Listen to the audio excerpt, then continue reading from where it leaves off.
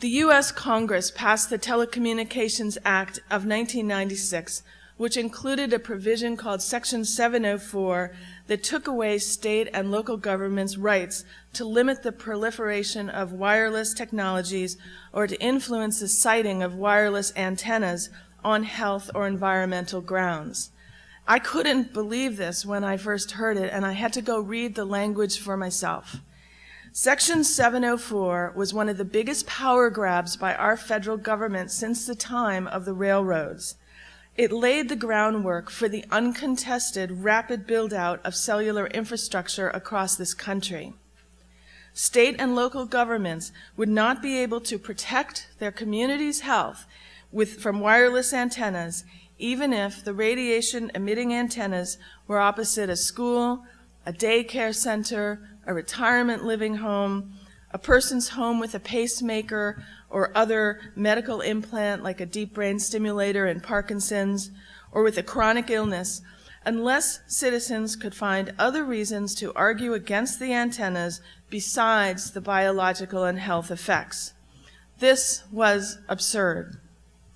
There was also a second major failure of government in not requiring pre-market health testing of radiation-emitting consumer technologies like cell phones, Wi-Fi routers, wireless computers, portable phones, wireless baby monitors, as there was plenty of evidence, including from our own government's military and naval research, as well as in science from other countries dating back to the 1930s, documenting the harmful effects of microwave radiation.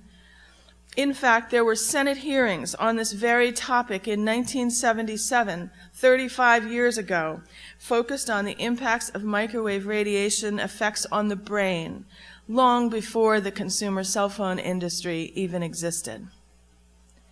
The rollout of this trillion-dollar wireless industry, whose products we enjoy, has in many cases been a travesty for human health.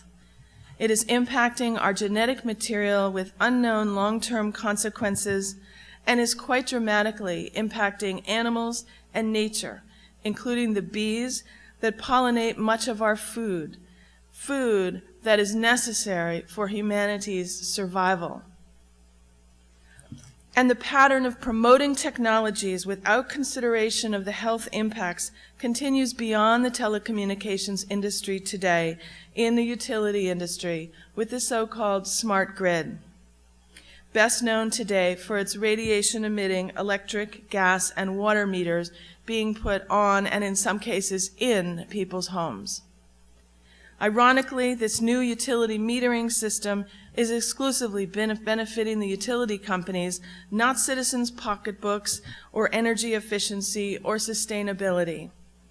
By law, utilities can charge customers enough to assure a guaranteed rate of return of approximately 10 to 13%. This is why utility stocks are attractive to older people on fixed income, because it has this built-in guarantee that they'll be able to get that rate of return. So spending on anything is good for the utilities in this regard. But in this case, spending on smart meters is not good for the American people or for our energy future.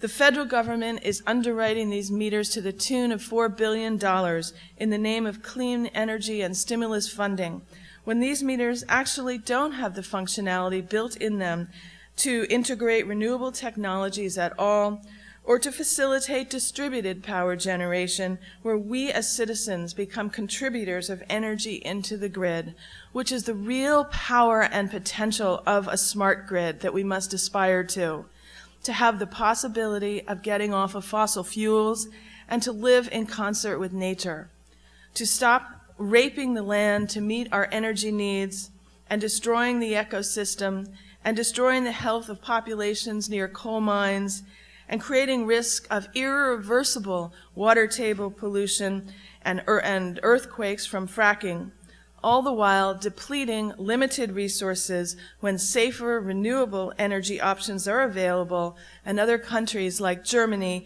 are rapidly moving to embrace them. Instead of moving us toward energy sustainability using renewable technologies that harness energy locally and that are wealth creating for people. The new smart meters being deployed may usher in an era of more centralized control of our lives and Big Brother privacy concerns, while jeopardizing the health of millions of Americans, as is now beginning to happen across the country. And as Dr. Sheckley will explain this afternoon, also jeopardizing the country economically by not making the right investment decisions. As many of you know, people are protesting smart meters in 57 towns or counties in Northern California today, where they've placed a moratorium on further rollout, as well as in 18 other states at last count, like Minnesota, Florida, Maine, Pennsylvania, Vermont, Maryland, Michigan, New Mexico, Texas, and the District of Columbia. Wireless smart meters are making people sick, and as you're going to hear this afternoon, perhaps to your surprise, the technology is totally unnecessary to the purposes of a smart grid. That is, to supply-demand balancing, demand response, dynamic pricing, renewable integration, and local generation and storage, as promoters of the meters routinely claim. In the new paper to be published in the next 2 weeks by the National Institute for Science, Law, and Public Policy, called Getting Smarter About the Smart Grid, this billion-dollar deployment has been called by Dr. Sheckley, who will speak this afternoon, a canard, a story or hoax based on specious claims about energy benefits. So, as with the wireless antenna infrastructure rollout that was facilitated by the Telecom Act of 1996, it appears our government is once again hostage of a large industry motivated by commercial interests without accountability for the public health or national economic impacts of its actions. Whether we are talking about cell towers, antennas attached to buildings, cell phones, wireless devices, or the new smart meters, it is very important that people understand what is happening at the macro level. To understand that this new, invisible, and increasingly prevalent form of air pollution from all of these technologies is having devastating effects on people's lives, causing acute problems linked to many chronic conditions, and very often preventing patients from getting well from conditions using previously successful therapies. It is essential that citizens and health professionals learn the sources of these exposures, how to measure and detect the fields, and how to empower each other to create electromagnetically clean environments and communities. I will go so far as to say that doctors today cannot practice effective medicine without this competence. I can tell you this from my own personal experience going into the homes of people with challenging physical, mental, and emotional problems on behalf of physicians. Using meters to measure what is actually going on, in more cases than not, there is an electromagnetic component to what they are experiencing. Whether it is insomnia, headaches, immune dysfunction, heart irregularities, irritability, fatigue, endocrine imbalances, ADD, or even low libido, positive and rapid changes can occur by cleaning up the electromagnetic environment. I want you to understand that besides having read a lot of the science and spent a lot of hours measuring in the field, I speak from very deep personal experience with this issue. When I first started using a cell phone regularly in 2004, I thought it was broken because I started getting sharp pains, shooting pains, and dizziness holding it against my head. I kept going into the T-Mobile store in the Embarcadero Center in San Francisco asking if something was wrong with the antenna. Then I noticed at home I was increasingly dizzy, sometimes needing to hold on to the wall to stand up. Sometimes I would collapse to the floor with nerve sensations going through my whole body, no longer able to hold my spine up. My eyesight changed. I could feel my heart speeding up inside my body, something I had never felt before. I started getting odd rashes. I was more fatigued, needing to lie down a lot. I didn't understand why I couldn't pull my thoughts together to even do my to-do list, but could do it in the coffee shop across the street. Why I was so edgy I couldn't read and didn't feel well enough to drive. Why I was tossing and turning in the night with disrupted sleep that I had never had before, or getting dizzy using my new laptop. Eventually, I learned I was being impacted by a wireless router on the other side of the wall from my bed. New neighbors had moved in 3 months before and placed an internet router inches away from me through a thin wall right near my pillow. And over time, my body naturally started operating erratically. And I believe your body would have too, given the very strong source of exposure in such close proximity. I had followed deep instincts to move my bed to the other side of the apartment, to move my desk to another place. But never, I was curious about these instincts, but never would I have guessed that it would have anything to do with wireless technologies. I assumed, like everyone else, that they were safe. Once I figured out the problem, I moved. I spent 9 months recovering in a low EMF environment, doing a living foods diet, getting sunshine and exercise every day. And I believe if I had not removed myself from this exposure and pursued the path that I did, that I would not be speaking with you here today.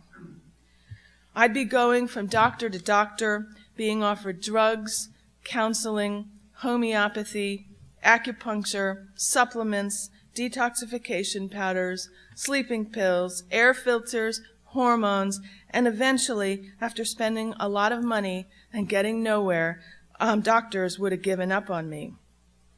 I'd be like many others today, not able to function adequately in a wireless world.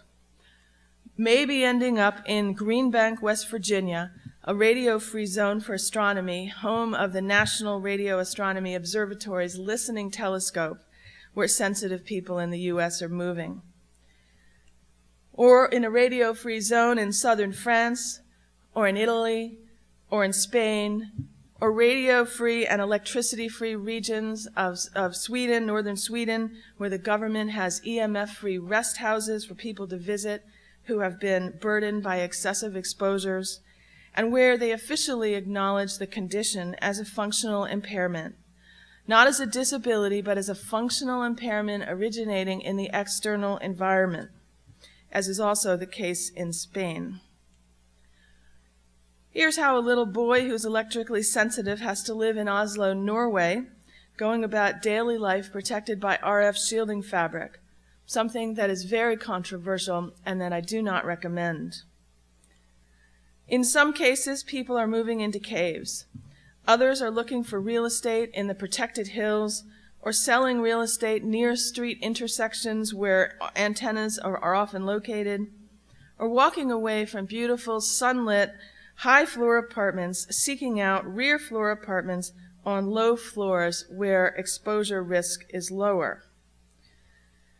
This is an apartment building in New York City where being on a lower floor did not help because they were on the front of the building.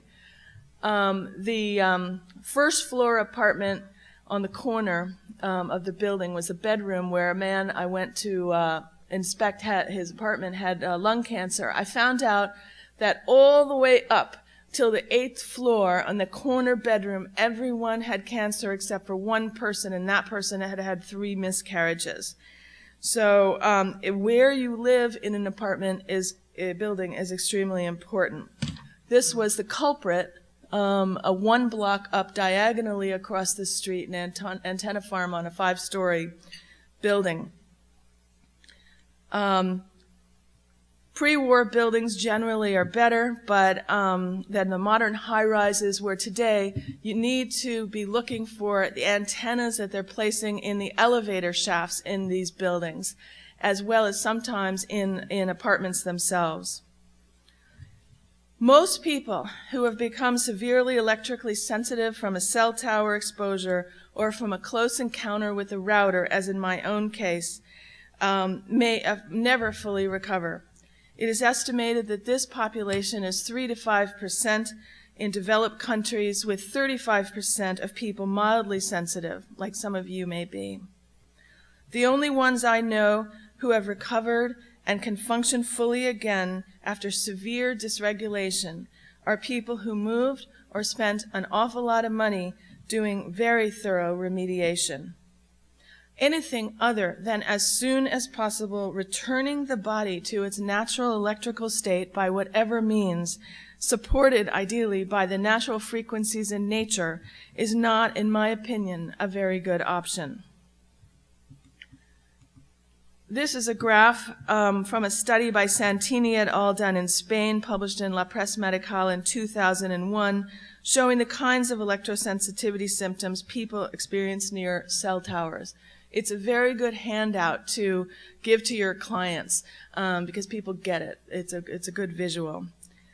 Other research showing electrosensitivity symptoms to know about, I'll mention a few here, include a study from the Netherlands which found significant effects on well-being, such as headaches, muscle fatigue, pain, and dizziness near antennas, as well as a study from Austria documenting headaches, cold feet and hands, difficulty concentrating, tremors, loss of appetite, and feelings of exhaustion. The symptoms in the latter study by Hutter et al., it should be mentioned, occurred at 0.04% of the U.S. exposure guideline for ambient RF. Children experience these symptoms, and I'd like to now play a video for you. We've been talking a lot about this up in Collingwood, and you may know that there was a private school up there that pulled the Wi-Fi out this month because of health concerns for kids. And the reason is we're at a kindergarten tea, you know, the cutest thing in the world. And my wife said, oh my God, I'm getting this headache like I do whenever you're on your cell phone in the car.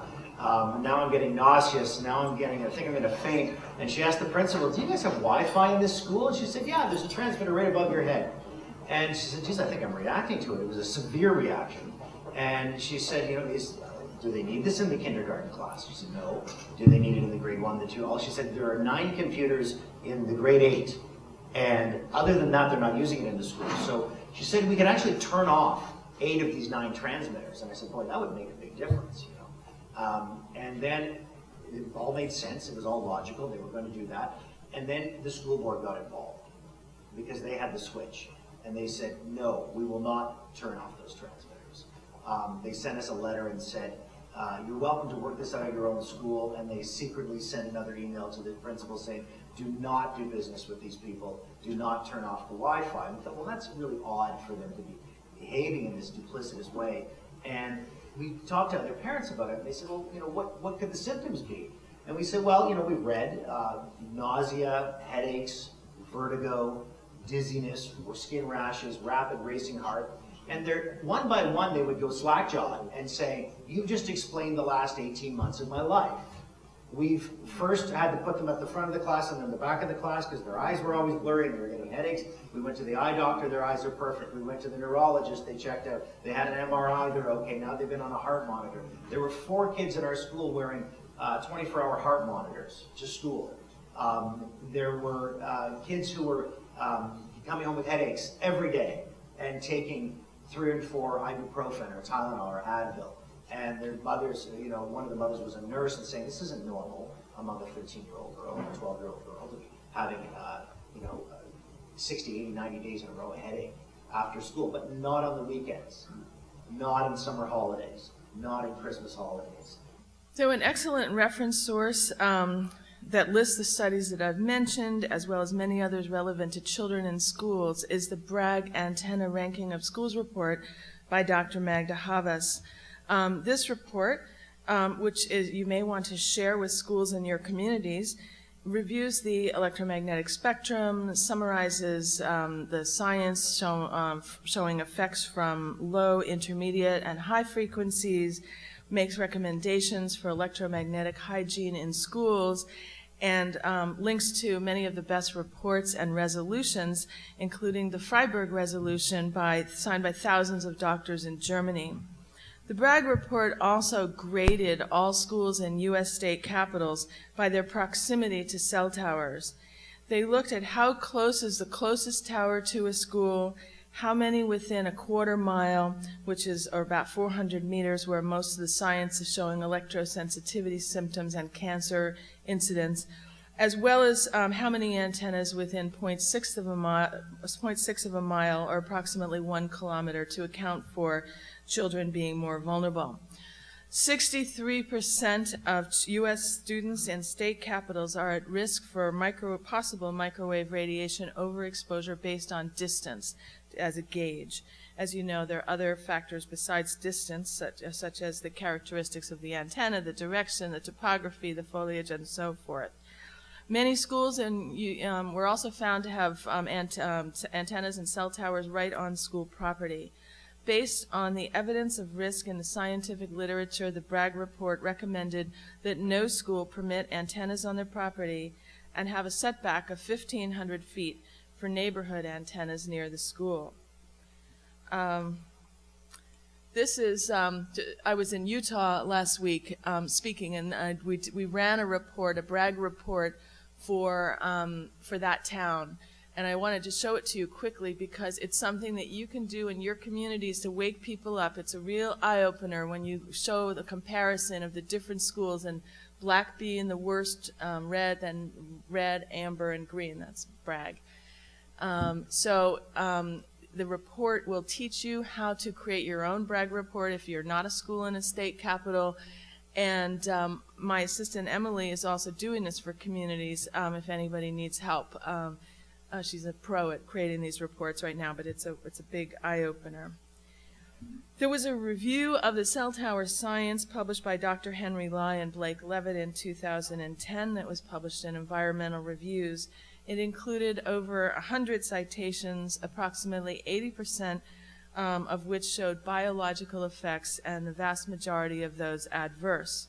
This report also builds the case for setbacks and the need for new exposure guidelines reflecting more realistic, multiple, and cumulative exposures instead of the assumption of a brief single exposure on which the guidelines are based today.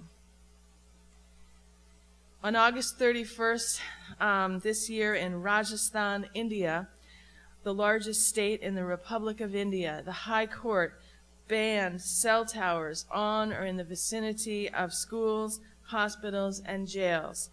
In compliance with this order in September, 2 weeks later, 200 cell towers near schools were shut down. And another 500 are coming down near jails and hospitals. India has also been out front and looking carefully at the wildlife effects from cell towers. In August, an expert committee submitted a report to the Minister of Environment and Forests.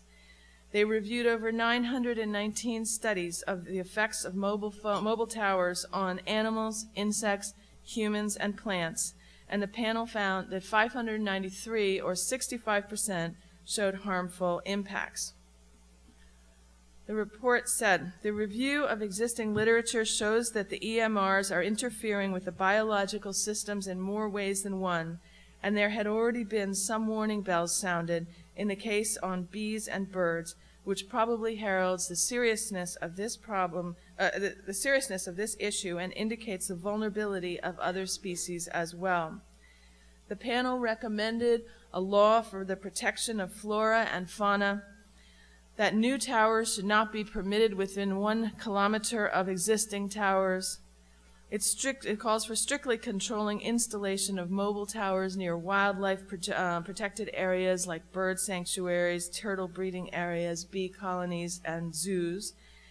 And it added that public consultation is to be made mandatory before the installation of cell towers in any area.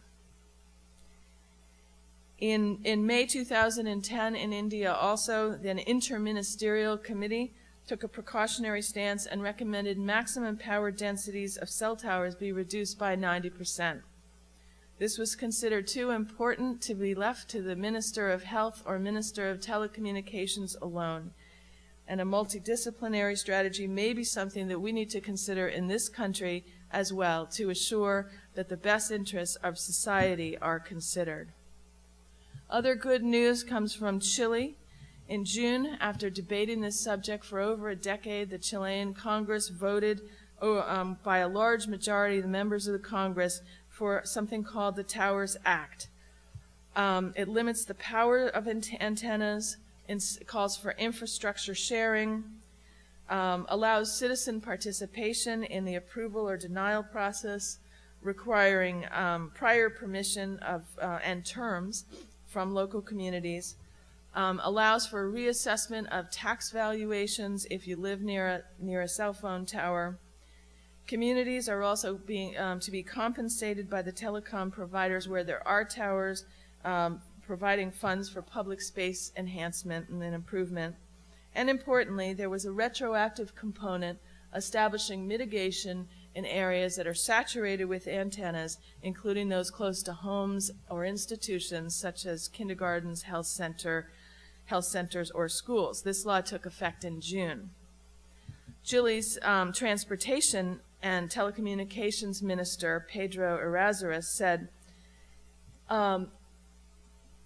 he said, in addition to protecting the urban landscape and the goodwill of the neighborhoods, the new law takes care of the most important, the health of people, in a precautionary manner as recommended by the World Health Organization, setting strict limits on the power of antennas. He is referring to the May 31st decision by the World Health Organization's International Agency for Research on Cancer to classify radiofrequency radiation as a Class 2B possible carcinogen. For the first time, this decision provides an official scientific basis on which governments, schools, and parents can legitimately call for precautionary measures regarding radiation-emitting devices and infrastructure. Robert Bond, who was Robert Bond, who was the principal author of the IARC statement, has clarified that this decision to classify radiofrequency radiation, which is based largely on cell phone science, also applies as well to all radiofrequency radiation from towers, from smart meters, etc., from radio towers. Another sign of progress comes from Germany, where this summer the environmental minister, Peter Altmaier, issued a 10-point plan, and his 10-point plan, number 6, was to improve protection from electromagnetic fields. It's very encouraging. Recently, there was correspondence between the Israeli Minister of Health to the Minister of Education there called for caution regarding Wi-Fi in schools. Rabbi Litzman said, "I do fear that there will come a day when we will all cry because of the irreversible damage that we, in our own hands, cause the future generation." So countries around the world are beginning to take electrosensitivity and the health ramifications of this radiation seriously, but we are not seeing very much progress here in the United States. Although federal legislation has been put forth by Representative Dennis Kucinich, H.R. Bill 6358, that's called the Cell Phone Right to Know Act. It's calling for warnings on cell phones, for a national research program, and for the EPA to update the SAR. And this was introduced just as he was leaving office, unfortunately. But we do encourage you to ask your representatives to support this. One of my favorite resources summarizing the science in terms of electrosensitivity is called the Electrosensitivity Primer, issued by Electrosensitivity UK. They're a charity. For a very small donation, you can download this report. It provides a very well-referenced review of electrosensitivity symptoms, the pathological markers for it, treatment approaches, references to other illnesses that are linked to electromagnetic fields, and references to resolutions on this topic by organizations and of international scientists, physicians, and psychologists. This year in March, the Austrian Medical Association issued guidelines for the diagnosis and treatment of electromagnetic related health problems. This is an excellent report to know about, published by MobileWise in the UK last year, specifically focused on the cell phone risk to children. It it has hundreds of references in there, specifically focused on risk to children. Finally, I just read yesterday that Nobel laureate Luc Montagnier is working on 5 papers on this subject. He is the French virologist who discovered the HIV virus and who is now looking intensively at subtle energy effects. When his colleagues in Europe had trouble understanding this new direction that he was taking, they kind of poo-pooed his exploration, and he's now being hosted by Beijing University that has rolled out a red carpet and actually built a building in his name. Here's a shot of the density of antennas today compiled with FCC data a few years ago. We have to always remember to take the macro view to look at, do we understand the insanity of what we're doing? This is another one that I like that is a shot of the simulation of the secondhand electrosmog in Salt Lake City created by at Arizona State. The peaks you see are not steeples from Mormon temples, but they are hot spots, though it is well known that churches today are taking thousands of dollars per month and putting antennas in their steeples. Some of you may have seen this. This depicts the growth in electromagnetic fields over the past decade. The levels are now over 8 times the level of the Salzburg State Safety Standard and the recommended level of the landmark Bioinitiative report in 2008, which was a review of the science by 13 international scientists showing biological effects at non-thermal levels of exposure.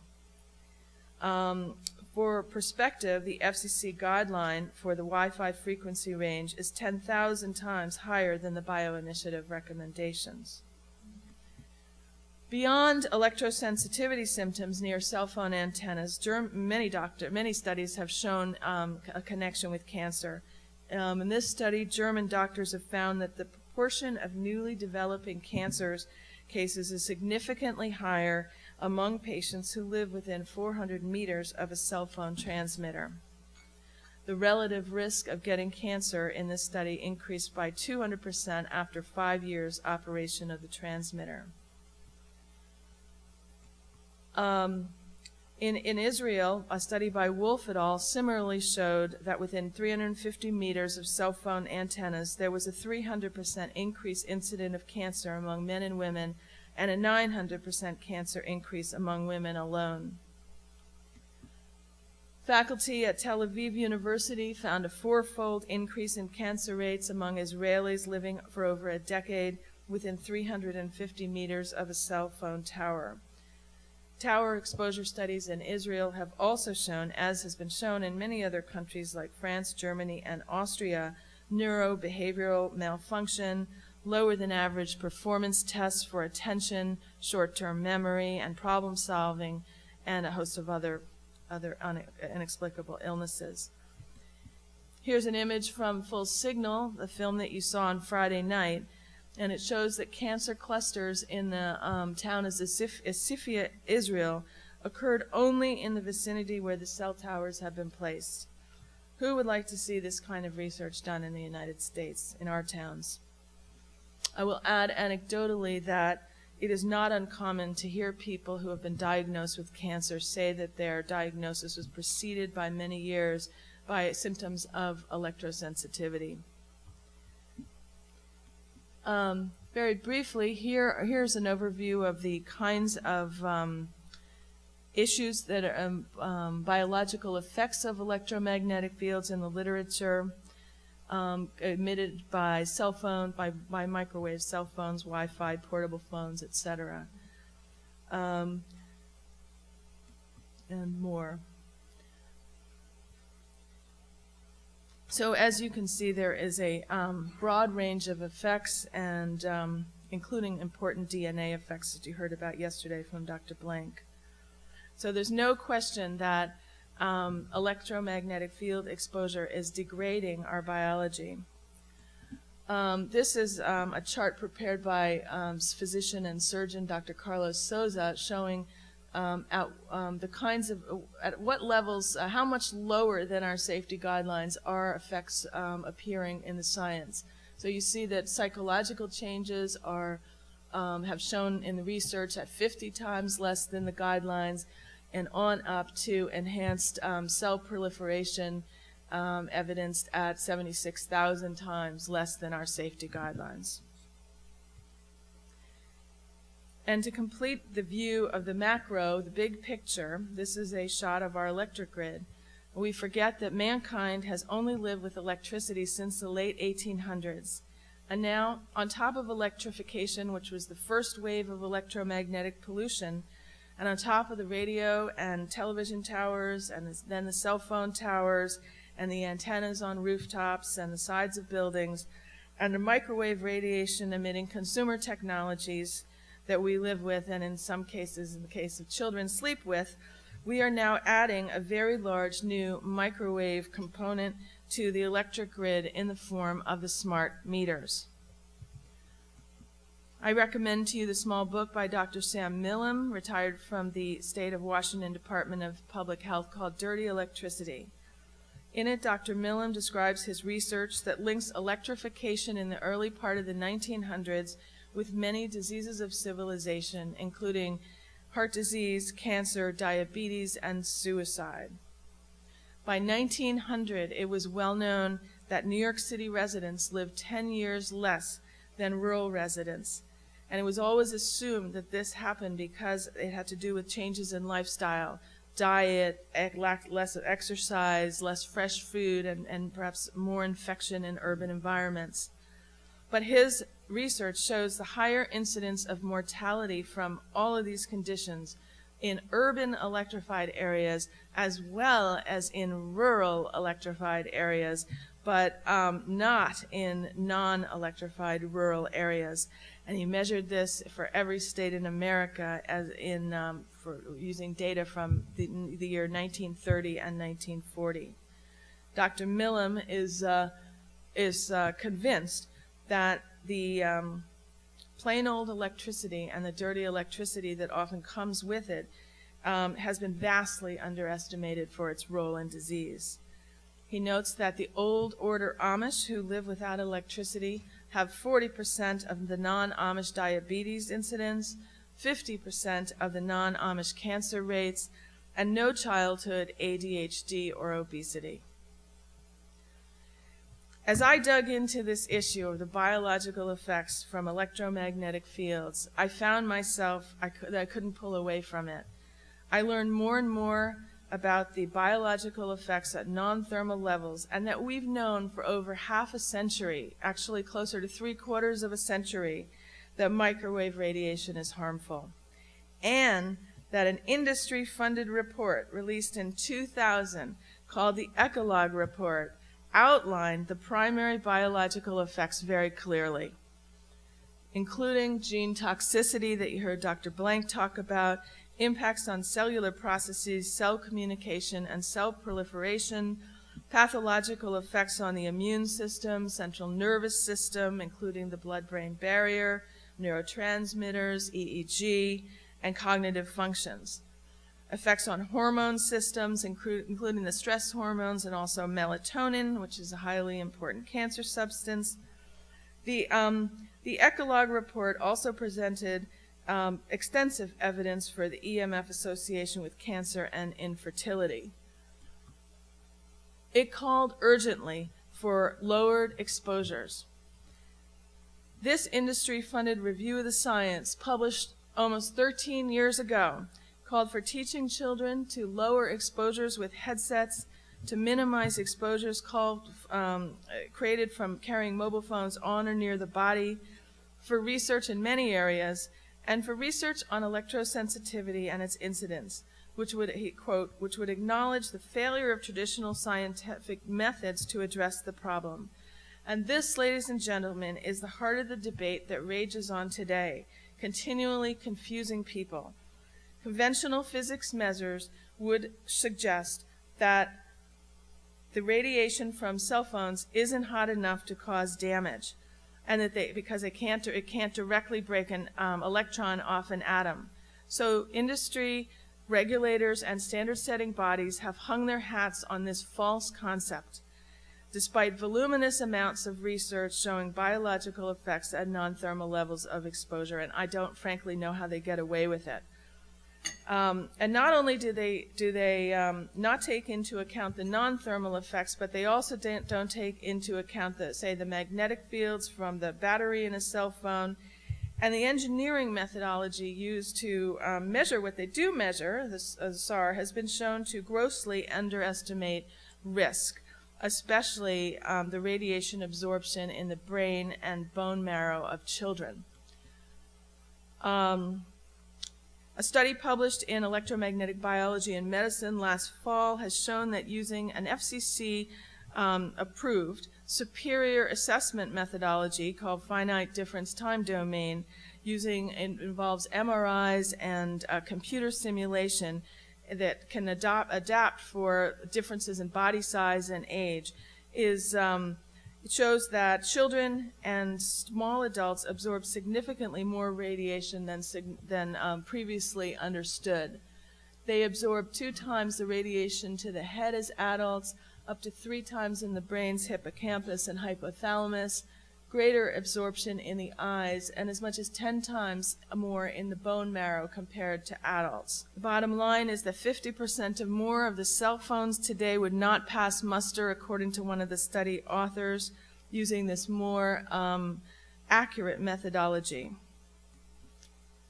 Here's a quote from Alvaro de Salas, who is the lead author.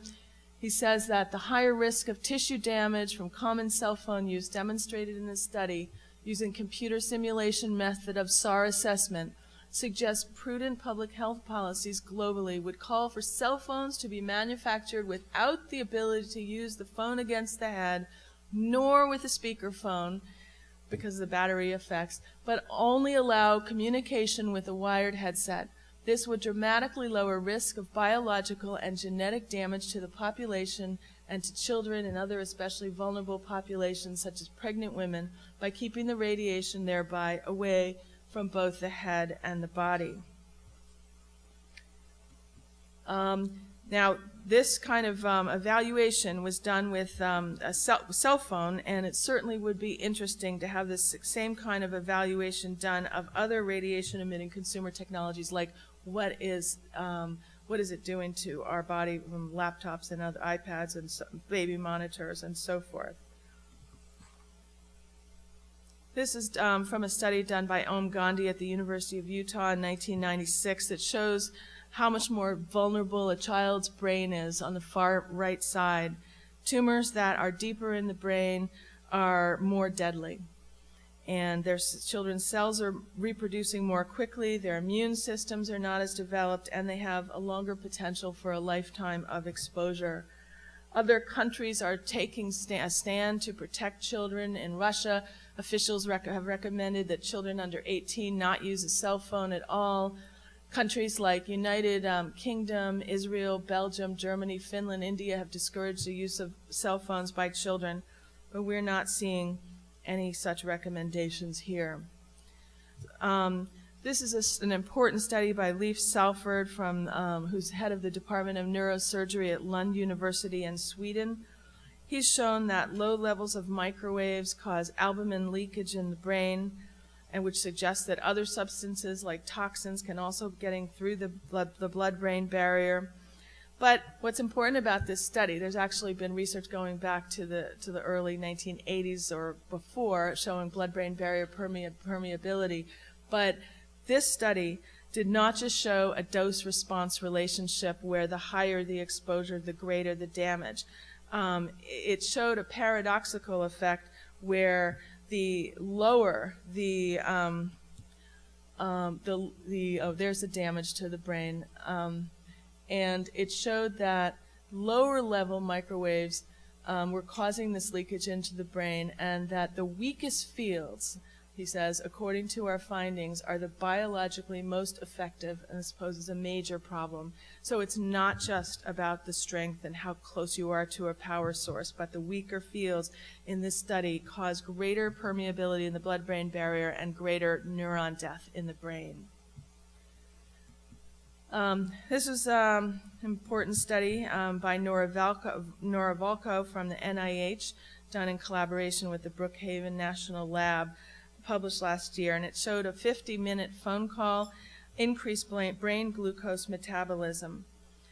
This was the first piece of research funded by the U.S. government in a long time. We used to have the finest bioelectromagnetics lab in the world, and that function was basically shuttered in the early 1990s, just prior to the Telecom Act of 1996.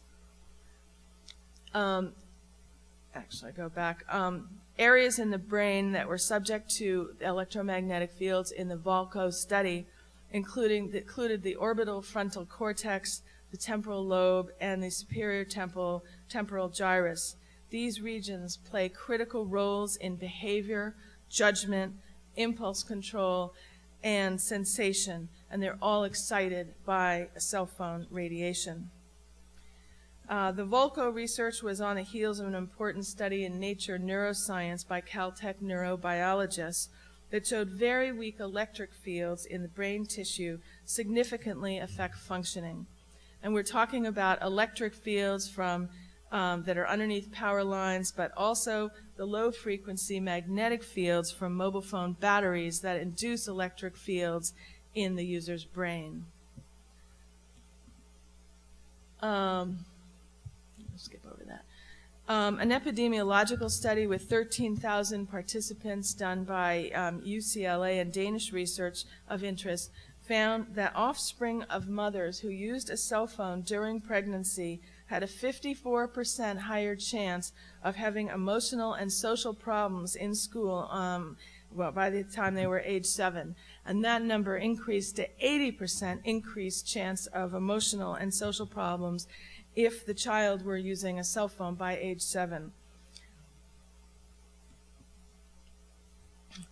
A pilot study by Dr. Dietrich Klinghardt of 10 situations showed that mothers who had autistic children had 20.7 times the power density of microwaves in their bedroom where they slept during pregnancy than the mothers who had the healthy children. They also were found to have 8.4 times the body voltage levels of the mothers with the healthy children.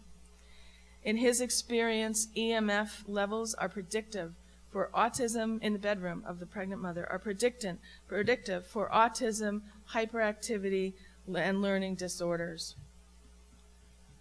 This is a graph showing the trend in the autism growth. And as you can see, it was in the early 90s that this graph started trending up. We desperately need to do serious research on this. Autism diagnoses are doubling every 5 years now, and the effects on the fetal brain are known to be 100 times that of adults.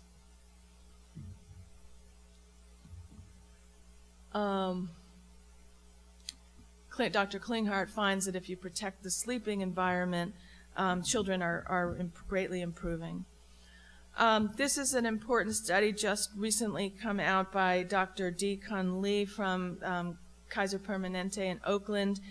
It shows that EMF exposure in the womb is linked to increased risk of childhood obesity. Children of the women exposed to magnetic fields of more than 2.5 milligauss for at least 10% of the day, 2.4 hours, while pregnant, had twice the risk of becoming overweight or obese by the time they were 13 compared to those exposed to 1.5 milligauss or less. And it was a statistically significant finding. It was a dose-response relationship. Dr. Lee says, maternal exposure to high magnetic fields during pregnancy may be a new and previously unknown factor contributing to the worldwide epidemic of childhood obesity and overweight.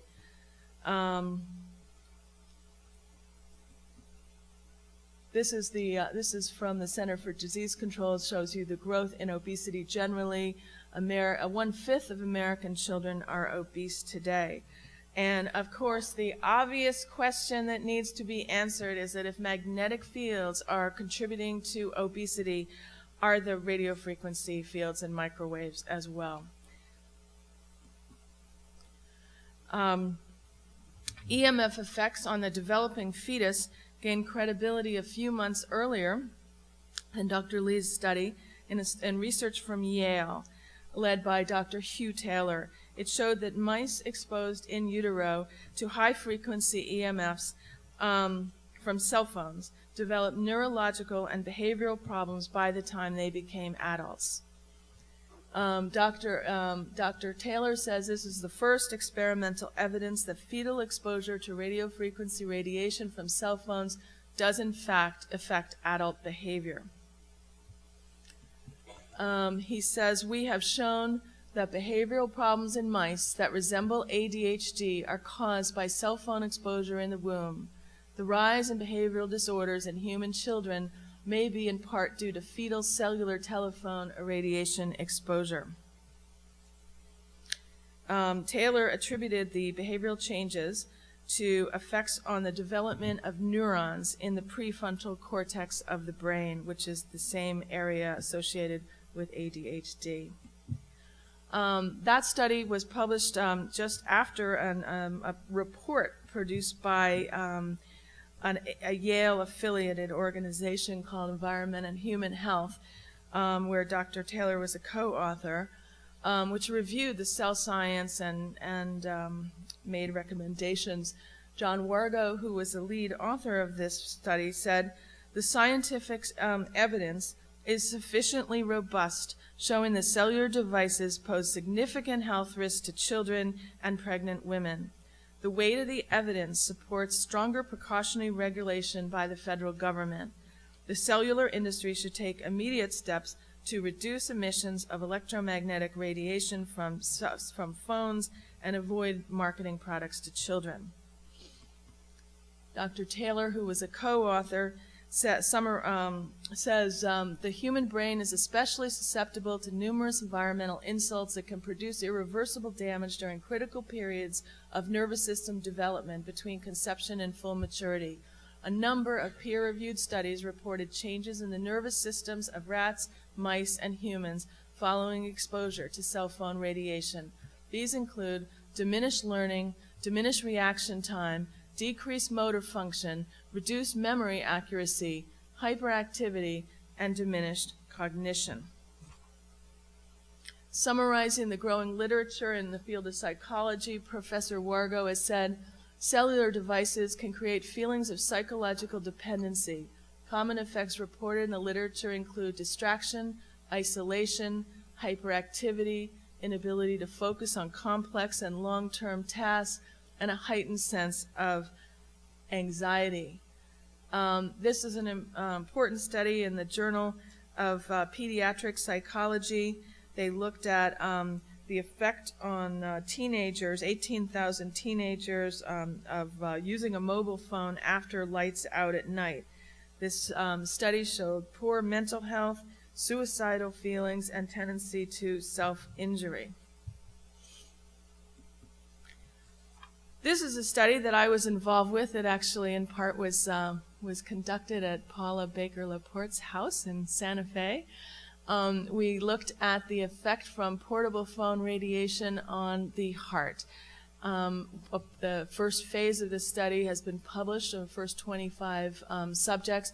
And as you can see, the heart rate almost doubled in the case of subject B, and overall 40% of subjects had an instant, immediate effect on the heart from portable phone radiation. Professor Yuri Grigoriev, who is chairman of the Russian National Committee on Non-Ionizing Radiation Protection, sent us an email about a study of which he was the lead author. It was published in Russian, looking at the effects on children from RF microwave exposure. He says, our recent 4-year monitoring of effects from cell phone radiation on children demonstrates an increase in phonemic perception disorders, abatement of efficiency, reduced indicators for the arbitrary and semantic memory, and increased fatigue. Over the 4-year monitoring of 196 children, ages 7 through 12, who were users of mobile communications devices, a steady decline in these parameters from high values to bottom standards compared to controls was observed.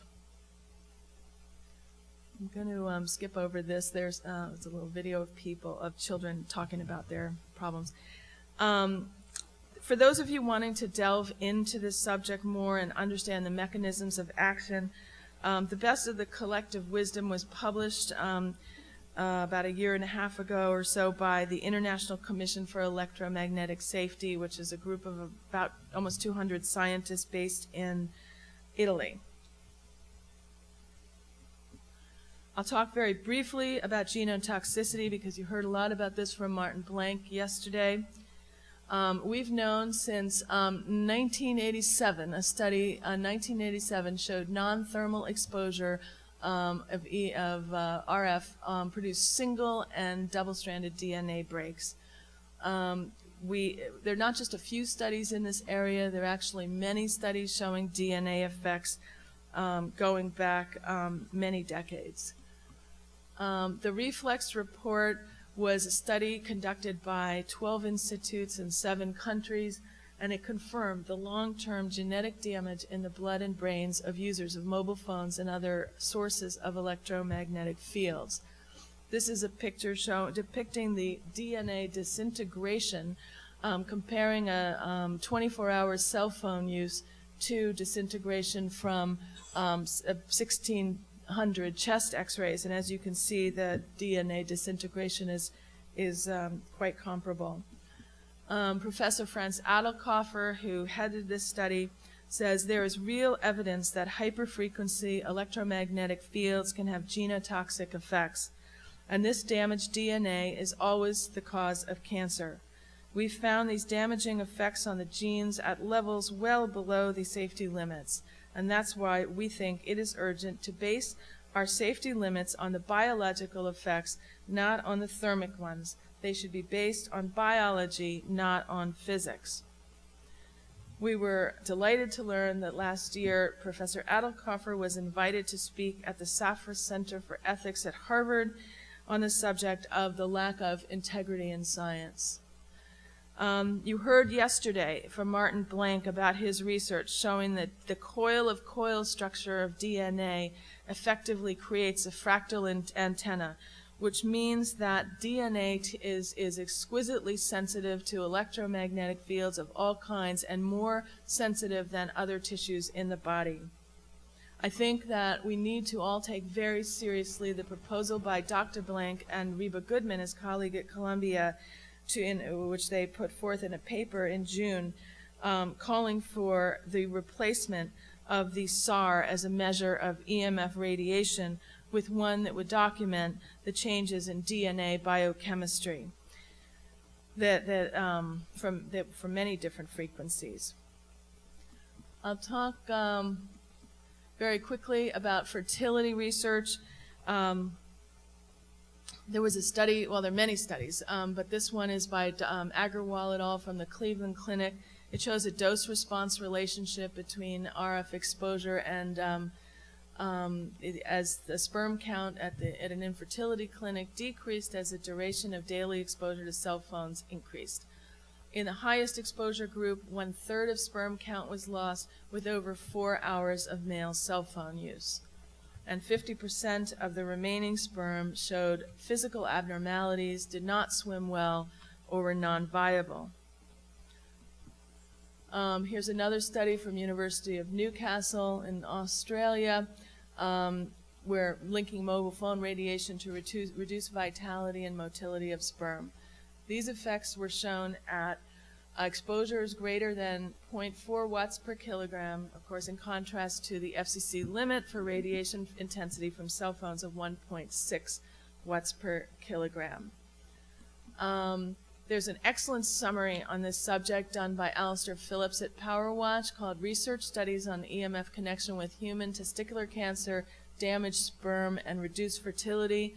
We have also created Electromagnetic Health, a handout that's good to hand out to parents. It's called Letter to Concerned Parents on Fertility and Other Risks to Children, summarizing the science in this area. Overall, the impacts have been shown on sperm count, motility, viability, morphology, testosterone levels, and, of course, DNA. I just read an article yesterday about a sperm bank in Israel commenting that only 1 in 100 sperm donors make the cut today compared to 1 in 10 a decade ago. They're seeing less quality, quantity, and motility. Half the couples in Israel who are trying to conceive need fertility treatment today. And the woman, that scientist who runs the sperm bank, says if this is happening to the guys on our A team, in other words, the sort of young college students that are the sperm donors looking to make money, we might only be seeing the tip of the iceberg. This is a great ad created by Radiation Research Trust in the UK that anybody can download. Your future is in your hands. It's been put in bathrooms, male bathrooms in the city of London.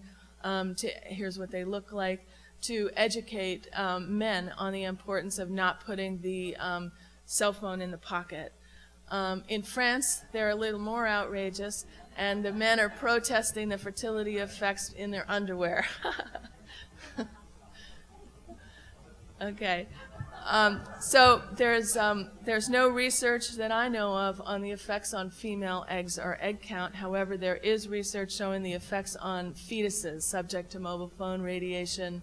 There's been research showing faster heart rates, more behavioral and emotional changes, genetic changes, altered brain development, cell death, autoimmune responses, and more. Animal studies have shown a significantly reduced number of ovarian follicles in female offspring when mothers were exposed to mobile phone radiation in pregnancy. We'll talk just very briefly about cell phones and brain tumors. There is industry research in 1999 showed increased risks of brain tumors from cell phones. George Carlo, who led the $25 million industry-funded study that, as has been mentioned, has never been published, has said, we identified a statistically significant doubling in the risk of neuroepithelial brain tumors among those using cell phones 500 minutes per month, and a statistically significant dose response for acoustic neuromas when those using cell phones for more than 6 years were included.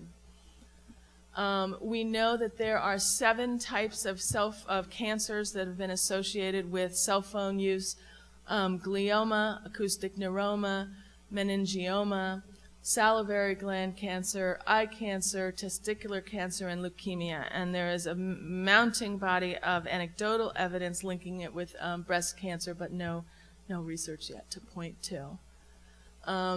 Risk for brain tumors from cell phones in children. A Hardell study from Sweden showed that there's a 680% increased risk of brain cancer from cell phones on the side of the head where they use the cell phone when the cell phone use began as a teenager or younger. And he showed that children have nearly 4 times the risk compared to adults, and the numbers are roughly comparable for portable phones as well. This is an industry-funded study that also showed increased risk, 274% risk of brain cancer from cell phones in children. However, as we typically see, the conclusions of this report and the PR spinning it out into the media claimed that there was no risk found.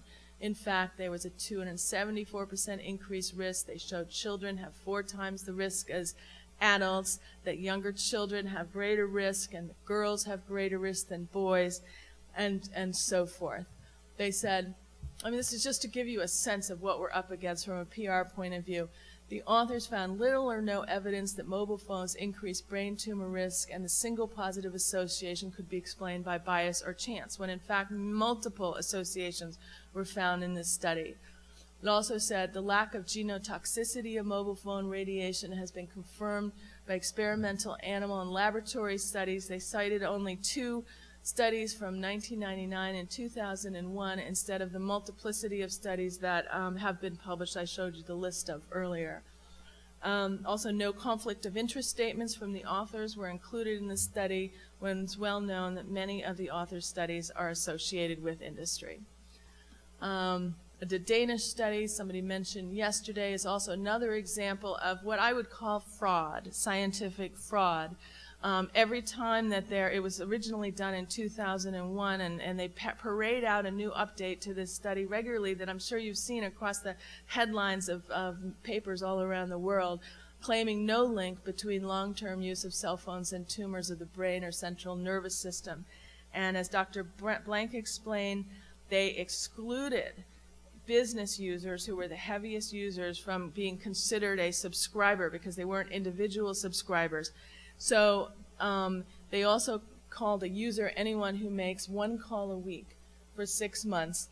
And then finally, in each follow-up study, all of the post-1995 cell phone users, subscribers, are even if they've started to use a cell phone, they're still classified as non-subscribers. So essentially, this study is comparing one exposed group to another exposed group. It's fraud.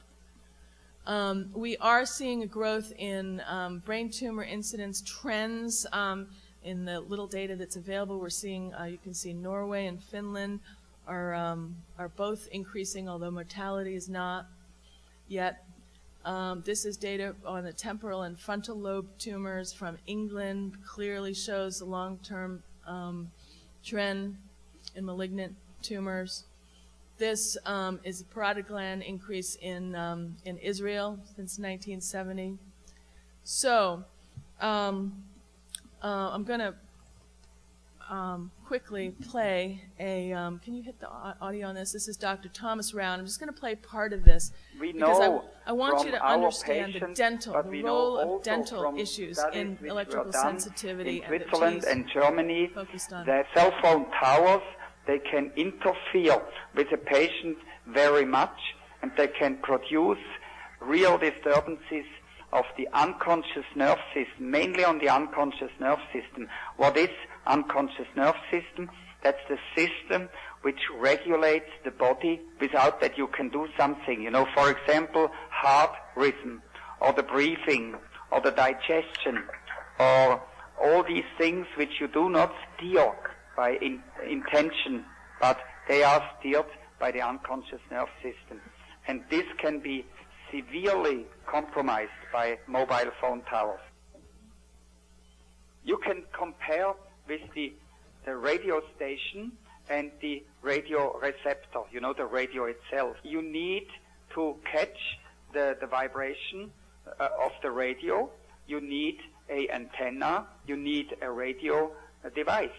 And that's the same thing in the human being. The waves are around, and you need your individual antenna which fortifies it. And this fortifying can be an implant, a root canal, or very much a amalgam fillings.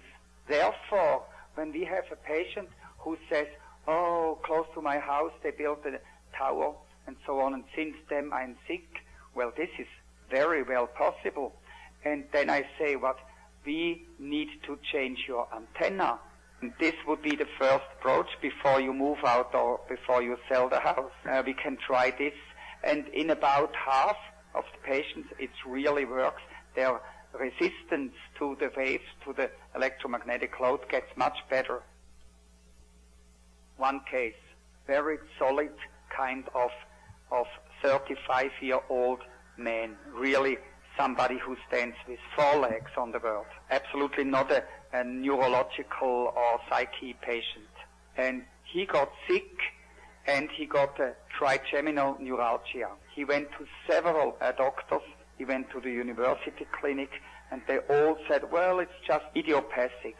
It just comes from, well, nobody knows, and you have to live with it. But he could not live with it. He even got suicidal. Then he came to us, and we found that there is a root canal with 2 metals in, and on the root canal there was an amalgam filling. And then we said, well, you have to remove this. And he said, well, I have this 20 years before, 15 years even before my neuralgia came. And the neuralgia came when they built the tower. And this made, you know, the antenna he had before, but no tower who made the vibration. Therefore, he did both. He moved to another place, and also he removed the mercury things, and now he's totally healed. Okay, so I wanted to have you have a chance to hear Dr. Rao talk about the dental connection, because I think from my experience it's extremely important when people have a mouth full of fillings or metal braces in children. Some children are starting to have seizures that have metal braces instead of the plastic braces. It's really important to understand what we're doing when we're putting metal, especially in our mouth. So here we are, and where will it end, and where do we go? And I certainly don't have all the answers, but here are the directions that I think we need to move in. We need to have smart new research. In other words, we need to do a few select studies that are have a high eye-opener ability, that will be able to link diseases that are extremely costly to society to this problem. Part of that involves pulling together the existing research and perhaps doing new studies like on autism or obesity or other areas. I believe that we need a centralized research and communications service, so that when the studies are paraded out by the industry and they successfully, their PR people, get it on the front page of all the newspapers, so that we can debunk. We do a lot of this already, but it's exhausting, and there are few people doing it, and it needs to be done a lot more. There needs to be a central place where journalists can go and they can read the truth about these studies. So I'd like to see that funded. We've talked a little bit, Dr. Sheckley and I and others, about analyzing the energy efficiency and sustainability implications of a wireless versus a wired approach. I think we also need to better explain the ecosystem effects that are happening, and so that we can reach into the much better funded environmental community, so they can see this as their issue too. We do have a paper that will be coming out hopefully by the end of the year on this subject, a white paper. We also, I think, need to focus on the national security risks to get people's attention to this issue, not only on the health grounds or environmental grounds, but looking at the national security risks and activating the country on that basis.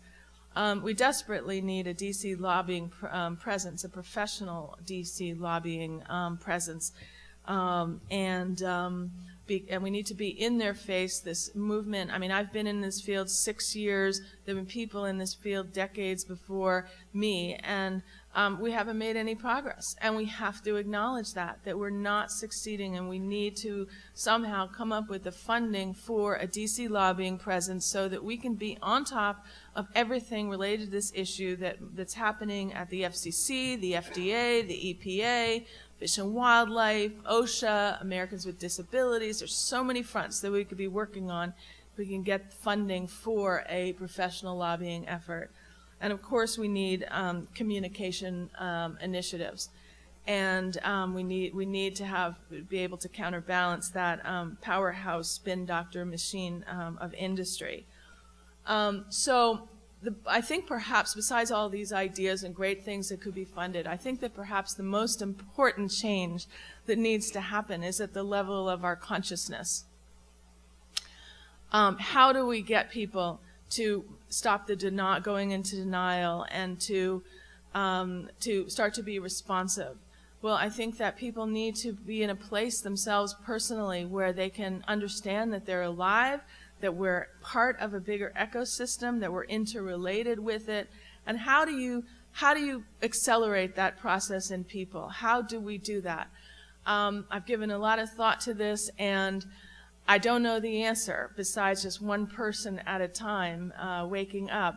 But one thing that is very encouraging to me, and I know it's a controversial subject in this community, and because issues haven't been fully ironed out yet, but the earthing science, that there are 15 published studies now on earthing that's showing that our health on many levels, many systems of our body are greatly improved by connecting to the electrons from the earth, that we are actually supported. We're like a tree nobody would deny that a tree needs the earth, needs the ground to live and to thrive. And I like to think of ourselves as walking trees, that the science that's building is showing that our immune system is supported, blood viscosity is thinner, pain goes away, insomnia is greatly helped.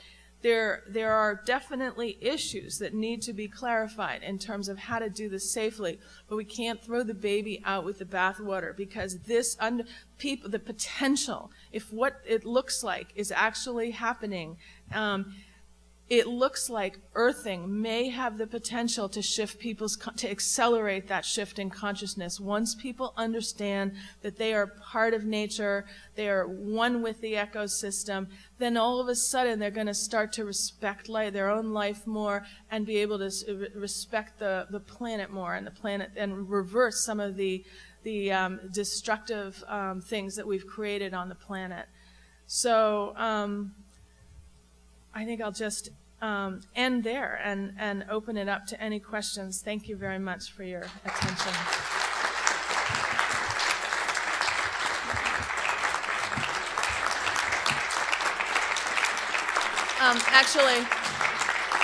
Thank you. Thank you. I'd like to play a song, actually, that I'd like to share with you all, that was created for us by hold on a second. That was created for us by Native American singer and songwriter Shelley Morningsong from Santa Fe. It's called Heal the World Today, and we'll just end on this note. Go ahead and make sure the volume is up.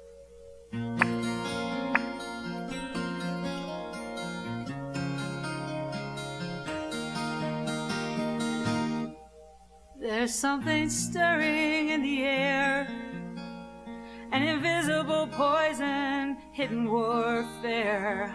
Toxic airwaves flow through our brains, the beast of convenience, a runaway train. How much more can our mother withstand, or the children who wait to inherit this land? Like a cancer waiting, assaulting the air, an invisible poison, hidden warfare. Call out to the universe, cry out for strength, on behalf of the human race, make this world a better place. We need to make some change. Find a way to stop this mad destruction, heal the world today. Birds of the sky, fish in the sea, bright sunflowers, sweet honeybees. Feel the effects of technology's rise, corporate deception, government lies. Time is now, and we must realize we can make a difference, and it's just not wise to pretend we're okay while the storm rages on. Our micromagnetic machines growing strong. The earth is a gift to all of us here, but our careless acts make the future unclear. What will we say to the heavens above? Where is the urgency? Where is the love? Call out to the universe, cry out for strength, on behalf of the human race, make this world a better place. We need to make some